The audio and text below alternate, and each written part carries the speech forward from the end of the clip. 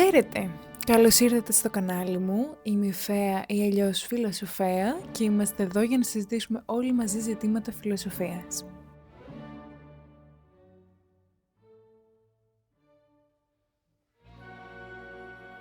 Καλώς ήρθατε λοιπόν και πάλι. Χαίρομαι πάρα πολύ που σας ξαναβλέπω. Αρχικά θα πρέπει να εκφράσω με μεγάλη χαρά και μεγάλη εκτίμηση τα σχόλια τα οποία έλαβα, μηνύματα για το κανάλι και την αφετηρία αυτού. Ειλικρινά σας ευχαριστώ, μου δίνετε μεγάλο κίνητρο και αποδεικνύετε και εσείς ίδιοι ότι σκοπός φιλοσοφίας είναι και η συζήτηση, ο διάλογος, η συναναστροφή, η επικοινωνία, το οποίο χωρίς εσάς και χωρίς γενικώς τους συνανθρώπους δεν υπάρχει. Δηλαδή ακριβώς δεν υπάρχει νόημα να κάθομαι να μιλάω μόνη μου μπροστά σε μια οθόνη και κάπως έτσι γινόμαστε όλοι σιγά σιγά μια ομάδα και εύχομαι στο μέλλον να μπορέσουμε κιόλας να τα πούμε και κατηδίαν, που αυτός είναι και ο σκοπός. Λοιπόν, σήμερα θα συζητήσουμε για έναν πολύ αγαπημένο φιλόσοφο, τον Επίκουρο. Μην ξαφνιάζεστε, ελληνική φιλοσοφία, στα πάτρια εδάφη. Σε κάθε περίπτωση όμως δεν είναι αυτό το ζήτημα. Σήμερα θα συζητήσουμε για την επικούρια ευδαιμονία και περισσότερο για την ειδονή. Ο Επίκουρος γενικά είναι αρκετά παρεξηγημένος λόγω της ειδονής και ως χρήση της λέξης.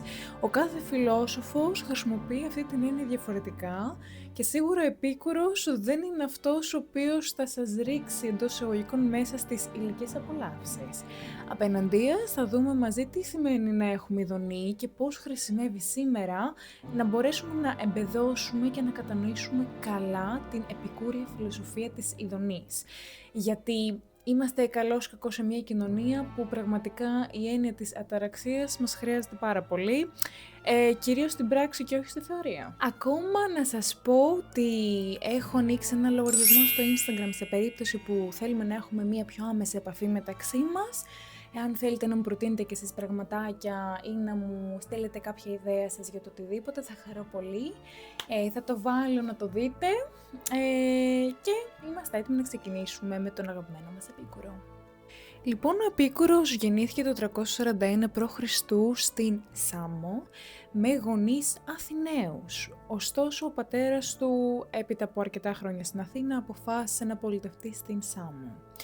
Τώρα, ο Επίκουρος έδειχνε από πολύ μικρός ενδιαφέρον για τη φιλοσοφία και μάλιστα δάσκαλός του αποτέλεσε ο Πάμφιλος, ο οποίος ήταν ένας γνωστός πλατωνιστής, παρόλο που ο ίδιος τελικά, όχι ο Πάμφιλος, ο Επίκουρος κατέληξε να είναι αρκετά αντιπλατωνικός. Και ποιος φυσικά ευθύνεται γι' αυτό? Ένας δεύτερος δάσκαλος που πέρασε από τη ζωή του, ο Ναυσιφάνης, ο οποίος ήταν αρκετά μεγάλος θαυμαστής του Δημόκριτου, ξέρετε, που έχει να κάνει με φυσική φιλοσοφία και τα άτομα, οπότε καταλαβαίνετε ότι η στροφή του Επίκουρου ήταν αρκετά μεγάλη. Αργότερα ο Επίκουρος ξεκινάει σιγά σιγά να χτίζει το δικό του φιλοσοφικό κύκλο στην Μυτιλήνη και τη Λάμψακο, ένα λιμάνι στην Τρία, ενώ το 307 π.Χ.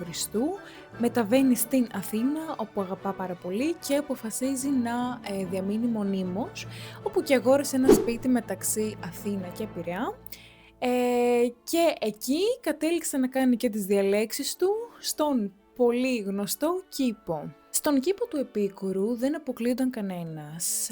Ήταν καλοδεχούμενοι όλοι εν αντιθέσει με άλλες φιλοσοφικές σχολές, ακόμα και οι δούλοι. Γυναίκες και δούλοι, καθότι οι γυναίκες, όπως ξέρουμε, δεν είχαν τα δικαιώματα τότε, εκτός και αν ήταν εταίρες. Πράγμα που τον έκανε πάρα πολύ αγαπητό στον κόσμο. Μάλιστα, ανέπτυξε μια ιδιαίτερη ηθική σχέση για τη φιλία, αλλά και για τους συνεργάτες του. Και μάλιστα ο Σενέκας παραθέτει ότι κάποιος πρέπει να κάνει τη δουλειά του σαν να τον βλέπει ο Επίκουρος, γιατί ο Επίκουρος λειτουργούσε σαν μεγάλος αδερφός και όχι τόσο σαν δάσκαλος. Δηλαδή έδινε τόση αγάπη στους μαθητές και τους συνεργάτες του, όπου ήθελε να τους βοηθήσει πραγματικά και όχι ουσιαστικά να δείχνει ο ανώτερός του. Ο Επίκουρος, ο καημένος, κατηγορήθηκε πάρα πολύ, όπως σας ανέφερα, από πάρα πολλούς στοχαστές της εποχής και μεταγενέστερους, ότι ήταν ένας ανήθικος ειδονιστής, που στην πραγματικότητα δεν είχε να κάνει καμία σχέση με αυτό. Ο Επίκουρος αποζητούσε την ηρεμία, ήθελε την αταραξία και μάλιστα προβάλλει την ειδονή ως αντανάκλαση αυτής. Θα δούμε ωστόσο αναλυτικά τι μπορεί να σημαίνει αυτό. Να πούμε σε αυτό το σημείο ότι δεν είχε πολύ καλή σχέση με την γλωσσική ανάλυση που έκανε ο Πλάτωνας και ο Αριστοτέλης στη φιλοσοφία, σχετικά ας πούμε με τις μορφές ή τις ιδέες, καθότι θεωρούσε ότι η φιλοσοφία,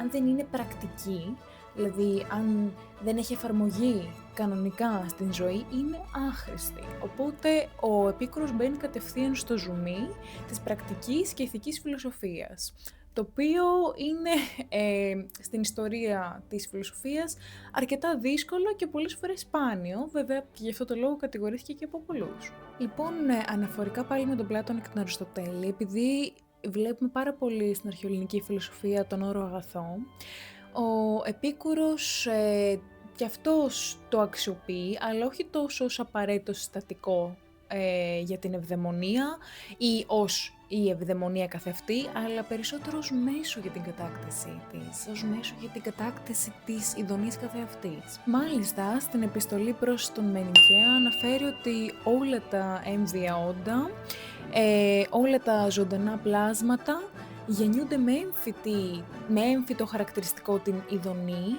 διότι όταν είναι σε κατάσταση πόνου, ψάχνουν αυτό το κάτι το οποίο θα τους εξισορροπήσει τον πόνο και αυτός θα φύγει. Κάτι αντίστοιχο, περιττό να σου πω, ότι βλέπουμε στον Τίμιο του Πλάτωνα. Ωστόσο, ποια είναι η διαφορά με τον Πλάτωνα? Ότι εκείνος θέλει αυτή την ισορροπία, δηλαδή όταν τρώμε κάτι πικρό και μας πικρίζει, θέλουμε να το εξορροπήσουμε με κάτι γλυκό για να επέλθει αυτή η ισορροπία, ενώ ο Επίκουρος μας λέει ότι θέλουμε την ειδονή όχι για να καλύψουμε μία απόλαυση, αλλά για να φύγει ο πόνος, δηλαδή ο πόνος είτε κυριολεκτικά είτε μεταφορικά. Οπότε ο κύριος σκοπός του, ο τελεολογικός σκοπός, αν πρέπει να το ονομάσουμε έτσι φιλοσοφικά, είναι η αταραξία και η ηρεμία. Μάλιστα, πάλι στην επιστολή προς Μενικαία αναφέρει κάτι πάρα πολύ σοφό ο Επίκουρος, ότι όντας η ειδονή ως ένα φυσικό χαρακτηριστικό των έμβιων όντων, και τώρα αναφέρομαι στους ανθρώπους, δεν επιζητούμε κάθε λογής ειδονή, γιατί ξέρουμε, έχοντας αυτό τον λόγο, την λογική μας, ότι αν αρχίσουμε να αξιοποιούμε την οποιαδήποτε ειδονή μας παρέχεται, μας έρχεται τέλος πάντων προς αξιοποίηση, τότε θα μας περιμένουν και πολλές δυσχέρειες, διότι μετά ξεφεύγουμε και με την υπερβολή. Ενώ υπάρχει και το αντίστροφο ενδεχόμενο ότι πολλές φορές υπομένουμε δυσχέρειες και πόνους για να έρθει αργότερα η ειδονή. Για παράδειγμα, πεινάμε, ωραία. Αρχικά για τον Επίκουρο δεν έχει σημασία αν θα φας ένα γλυκό ή αν θα φας το καλύτερο γλυκό του κόσμου, αν έχεις αυτή τη λιγούρα ή αν πεινάς. Το θέμα είναι να γεμίσεις το στομάχι σου με φαγητό, δηλαδή να φύγει αυτός ο πόνος. Από τη στιγμή που καλυφθεί ο πόνος, εντός εισαγωγικών πόνος, δεν χρειάζεσαι και κάτι περαιτέρω. Είσαι καλυμμένος, το θέμα είναι να σου φύγει η πείνα. Αν τώρα υπερβάλλεις με την λεμαργία σου, με τη λιγούρα σου, με τις ορμόνες σου και ξεφύγεις και φας κάτι της παραπάνω, μετά τι γίνεται? Θα παχύνεις. Μετά θα σου ανέβει η χολυστερίνη, μετά θα σου ανέβει το ζάχαρο και πάει λέγοντας. Οπότε ξέρουμε ότι μετά θα μας έρθει η δυσχέρεια. Από την άλλη, αν είμαστε σε δίαιτα και θέλουμε να χάσουμε αυτά τα κιλά, πονάμε ψυχικά μέσα μας γιατί δεν μας αρέσει αυτό που βλέπουμε, θα πρέπει να υπομείνουμε αυτόν τον πόνο εντός εισαγωγικών, αυτόν τον πόνο της πείνας, έτσι ώστε αργότερα να μας έρθει αυτή η ειδονή, να είμαστε καλά εμείς με τον εαυτό μας, να ηρεμήσουμε, βλέποντάς μας πιο αδύνατους. Οπότε πάλι βγάζει νόημα το συγκεκριμένο μέρος από την επιστολή στον Νικαία. Πρέπει να έχουμε και μια ισορροπία στην ειδονή, γιατί την ελεύθερη μας βούληση μπορούμε να την αξιοποιήσουμε όπως θέλουμε. Λοιπόν, τώρα τι είναι η ειδονή για τον Επίκουρο, για να καταλάβουμε πολύ βασικά πραγματάκια. Αρχικά είναι οδηγός για την πράξη. Τι σημαίνει αυτό? Η ειδονή, με βάση τον Επίκουρο, το χαρακτηριστικό του ειδονισμού, το οποίο είναι εντυπωσιακό, είναι ότι δεν υπάρχει μια ενδιάμεση κατάσταση μεταξύ ενός εσωτερικού αισθήματος ειδονής και πόνου. Θεωρεί ότι η ειδονή είναι κάτι αντιφατικό σε σχέση με τον πόνο και ότι με την παρουσία του ενός εξαλείφεται ουσιαστικά το άλλο. Τώρα, τι γίνεται? Θεωρεί ότι η ειδονή είναι η φυσική κατάσταση, δηλαδή ότι γεννιόμαστε με αυτό το πράγμα. Είναι ένα φυσικό χαρακτηριστικό. Φερρυπίν, λέμε χέρι άκρας υγείας, ωραία. Δεν σημαίνει ότι είναι ο top πρωταθλητής και ότι έχει κορμάρα και ότι όλα πάνε τέλεια και ότι ο οργανισμός του, ας πούμε, λειτουργεί κάτι παραπάνω από ρολόι. Σημαίνει ότι είναι μια χαρά σε μια άρτια κατάσταση, ότι όλα πάνε και βαίνουν καλώς. Αυτό είναι ειδονιστικό για τον Επίκουρο, γιατί είναι μια φυσική κατάσταση από μόνη της.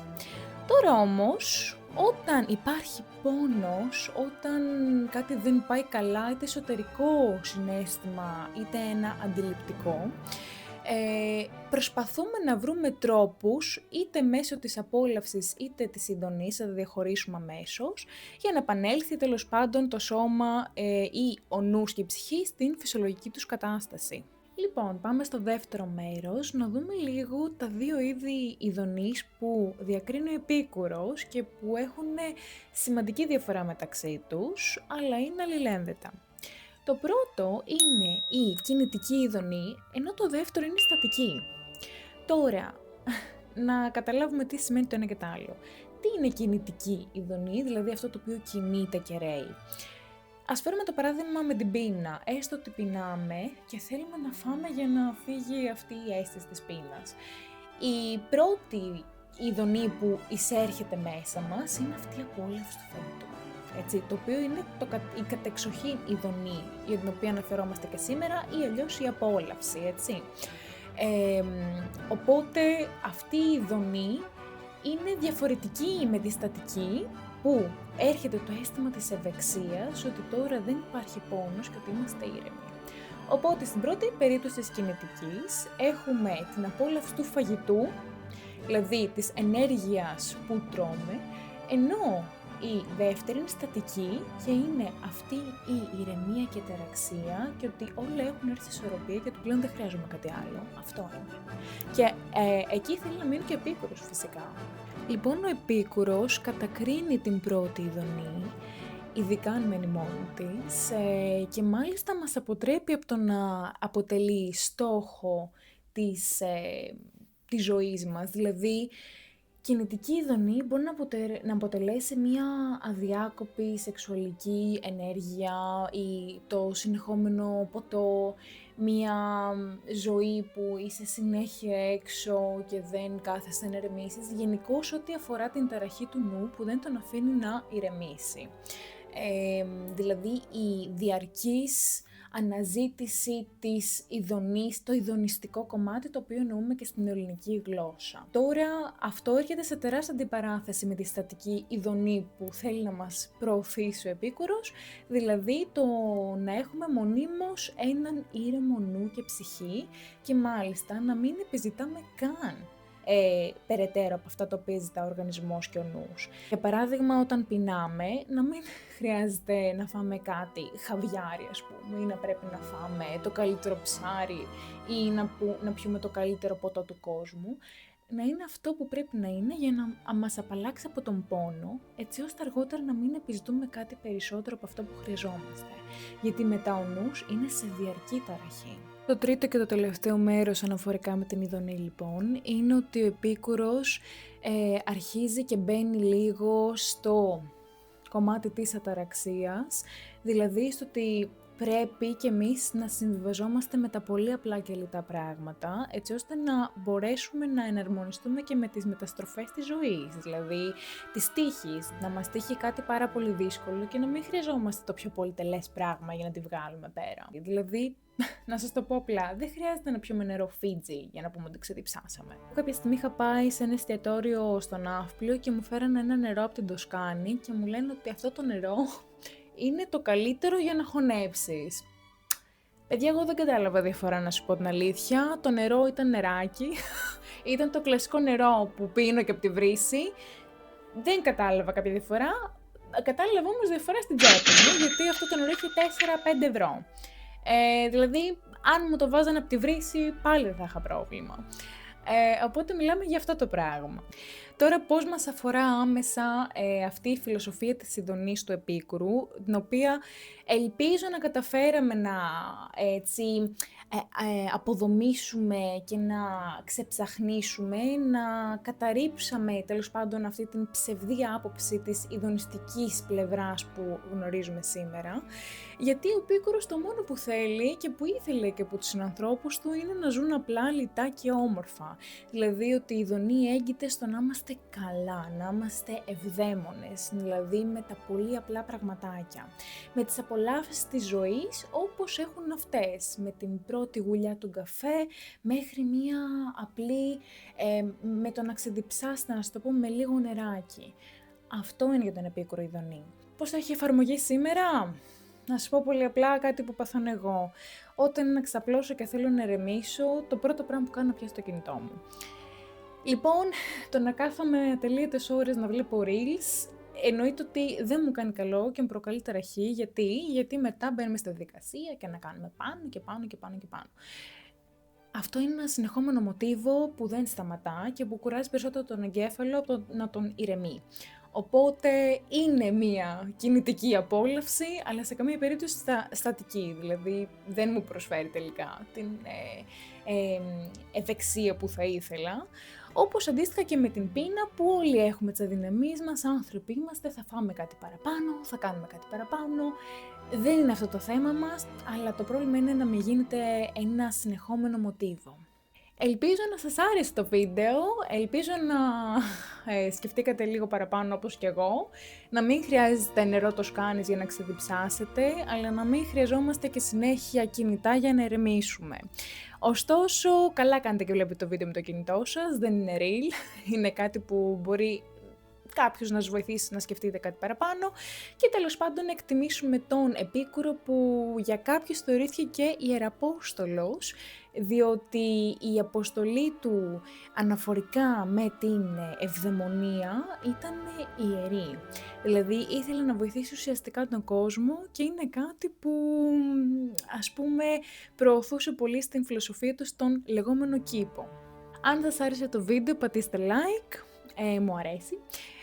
Κάντε εγγραφή και θα χαρώ πάρα πολύ να σας δω στο επόμενο βίντεο.